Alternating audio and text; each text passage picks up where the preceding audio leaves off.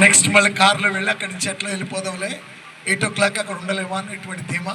So చాలామంది వచ్చారు. మీలో కొంతమంది పెద్ద వయస్కులు, మీ ఆరోగ్యాలతో నేను మాట్లాడుకోను, 5 నిమిషాలు లేక 10 నిమిషాలు నేను ముగించేస్తాను. ఈ సమయంలో రాజశేఖర్ గారి సేవకులు ఒక 5 నిమిషాలు మాట్లాడతారు.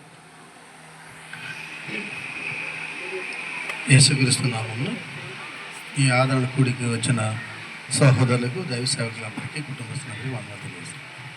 ఇంతవరకు పెద్దలు చెప్పిన విషయాలు, స్వర్ణకుమార్ గారిని మనం అందరూ ఎలా చూస్తుంటే ఒక తింగరోళ్ళ చూసేవాడు. మా చిన్నప్పుడు బాగా తెలుసు, తర్వాత రాను ఎలాగంటే స్వర్ణకుమార్ అంటే ఎవరికి తెలియకుండా కుక్కలతో ఉంటారు చూడండి, ఆయన అంటే అర్థమవుతుంది. మొన్న బుధవారం అంటే ఇప్పుడు తమ్ముడు స్టాన్లీ చెప్పినట్టు 4 సంవత్సరాల నుంచి చర్చ్ వెళ్ళలేదని, 4 సంవత్సరాల నుంచి ప్రార్థన రావడం కంటిన్యూగా వచ్చేవాడు. ప్రతి ఆదివారం సాయంత్రం వర్షిప్ జరిగేది మా దగ్గర, దానికి వచ్చేవారు. బుధవారం బైబిల్ తరగతికి వచ్చేవారు. శుక్రవారం లేడీస్ క్లాస్ జరిగేది, దానికి వచ్చేవారు. మధ్యలో ఏదైనా కృతజ్ఞత కూడాలంటే వచ్చేవారు. ఏంటి స్వర్ణ మార్పు చాలా బాగా వచ్చింది మీలంటే కవితలు చెప్పేవాడు. అంటే అంత స్థాయికి వెళ్ళే ఉంటున్నాను చూడడానికి. చర్చ్ మెంబర్స్ అందరూ ఏంటంటే ఆయనేమో తెలుగులో అన్నాడు, అంత పెద్ద పెద్ద మాటలు. అంటే ఆయన మంచి ఉన్నత విద్య చదివి అభ్యసించారు. ఇప్పుడు పరిస్థితి ఎవరు లేకుండా అందరూ సెటిల్ అయిపోయి ఈయన అలాగే అవుతున్నారంటే ఆ మాటలకి చాలా ఆశ్చర్యం వేసింది. చూసాను, 4 సంవత్సరాల నుంచి వస్తున్నాడు. ఒకరోజు వాళ్ళ అమ్మగారు చనిపోయిన రోజు అంటే బుధవారం వచ్చింది. నా పేరు రాజశేఖర్ కదా, డాక్టర్ శేఖర్ అనేవాడు. ఏంటి స్వర్ణ డాక్టర్ శేఖర్ అంటే, ఇంటి పేరు డి కదా, రాజా కదా, నేను డిఆర్ కలిపి డాక్టర్ పెట్టి శేఖర్ అని పిలుస్తున్నాను అని. అంటే చూడండి ఆయన ఆలోచన విధానం. మేము ఇప్పుడు ఏంటంటే మా మదర్ చనిపోయిన రోజు ఈరోజు వచ్చిన వాళ్ళందరికీ పలహారం తీసుకొచ్చాను అని.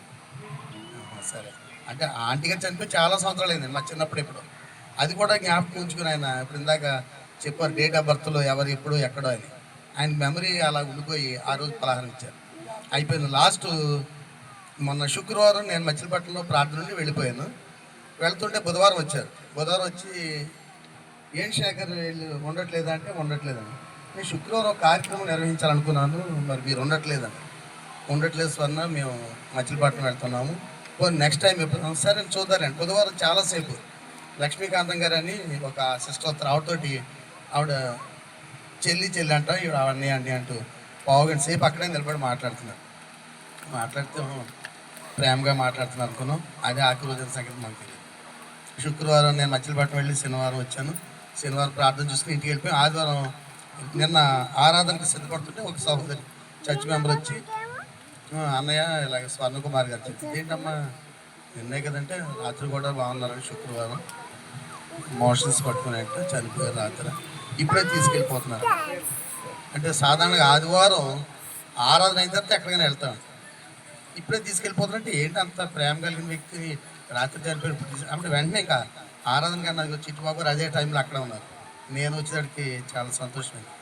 చివరి గడియల్లో చెన్నైలో ఒక 7 years బ్యాక్ భయంకరమైన ఫ్లడ్స్ వచ్చినాయి. ఆ ఫ్లడ్స్లో ఒక మంచి సంపన్నుడు కుటుంబంలో 45 మంది పనివాళ్ళు ఉంటారు. ఆ 45 మంది పనివాళ్ళు పిల్లలందరూ స్టేట్స్లో సెటిల్ అయ్యారు. ఆ ఒక్కడి గురించి ఆ అంతస్తుని చూడడానికి 45 మంది పనివారు ఉండేవారు. ఆ తుఫానికి, ఆ వరదకి 45 మంది వారు వెళ్ళకి వెళ్ళిపోయారు. వెళ్ళిపోయిన తర్వాత ఈయన పరిస్థితి ఎలా ఉందంటే చనిపోయిన 6 రోజులకి వెళ్తే బాడీలోంచి పురుగులు వచ్చేసాయి. ఇందాక అనుకున్నాను చూడండి, స్వర్ణకుమార్ గారు ఎక్కడో చనిపోతారు, అన్నోన్ పర్సన్ చనిపోయారని మనం వినకుండా తన స్వగ్రామంలో సొంత ఇంట్లో తమ్ముడు చూస్తుండగా వాళ్ళ అన్నయ్య గారు, మరీ ముఖ్యంగా వసంత్ కుమార్ అన్న, ఆ ప్రయాణం ఆయన లైఫ్లో క్యాన్సిల్ అవ్వడం ఇదే ఫస్ట్ టైం అట. ఇలా అనుకోలే శేఖర్ అంటే దేవుడు దీని గురించి వచ్చాడేమో అంటే అవును.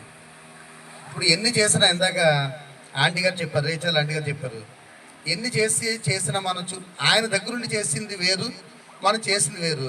అది కొద్ది లోటుగా ఉంటుంది. ఆ లోటు అనేది అన్నకి లేకుండా చక్కగా స్వహస్తాలతో దగ్గరుండి టిఫిన్ పెట్టడం, ఆ భూస్థాపన కార్యక్రమం జరిగించడం, ఈ ఆదరణ కూడిక వీళ్ళందరినీ ఆతిథ్యం ఇవ్వడం, అన్నీ ఆయన సొంత చేతులు పెట్టాడు. దేవుడు చేసిన గొప్ప మేలు. ఎందుకంటే ఇందా చెప్పాడు ఎవరు ఉండరేమో అనుకున్నారు, ఇక్కడ చూస్తే ఆ ప్రయాణం క్యాన్సిల్ చేసుకునే పరిస్థితి వచ్చింది. అంటే అంత ప్రేమ కలిగిన వ్యక్తి. కల్మషం అంటే తెలియదు. బీపీ షుగరు ఉన్నాయని ఇప్పుడు వరకు అసలు లేవనే విషయం అందరికీ తెలుసు. అంత ఆరోగ్యంగా అంటే అందరూ బాగుండాలని కోరుకునే వ్యక్తి అండి. నేను ఒక్కడే బాగుండాలి, నేను ఒక్కడే తినాలి కాదండి. ఇప్పుడు కుక్కకి కొట్టి అన్నం ఎవరు తినిపిస్తారండి ఈ రోజున? పడేసి వెళ్ళిపోతుంది తప్ప అది తినకపోతే మెడకు తాడేసి లాక్కొచ్చేసి దాన్ని పెట్టి అంటే అసలు చిన్న సున్నితమైన స్వభావం. ఆయన తినడం కాదండి. కనుక అటువంటి శేష జీవితం వాని క్రియలు వాని వెంట వస్తాయంటే ఇదొక గొప్ప నిదర్శనం. అన్న జోష్ అని చెప్పినట్టుగా ఆయన కవితలో నిజంగా ఎన్ని రాసుకున్నా రూమ్ సరిపోతాయి మేడం. అందరికీ అలాగే చెప్తూ ఉండేవాడు.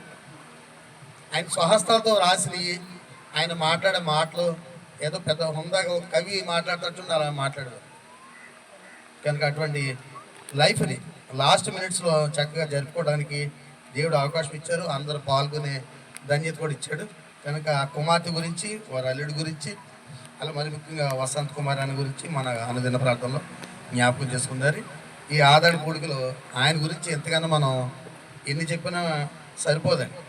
కానీ వాక్యం కన్నా ఆయన చేసిన పనులు చెప్తే అందరికీ ఎంత సంపన్నుడా, ఎంత జ్ఞాని అనేది తెలుస్తాకి ఈ మాటల ద్వారా మిమ్మల్ని తెలియజేస్తూ నన్ను నేను హెచ్చరించాను. అవకాశం ఇచ్చే సహోదరికి, కుటుంబానికి మనం అర్థం చేస్తాం. సమయంలో రాజారావు గారికి కూడా ఒక 5 నిమిషాలు.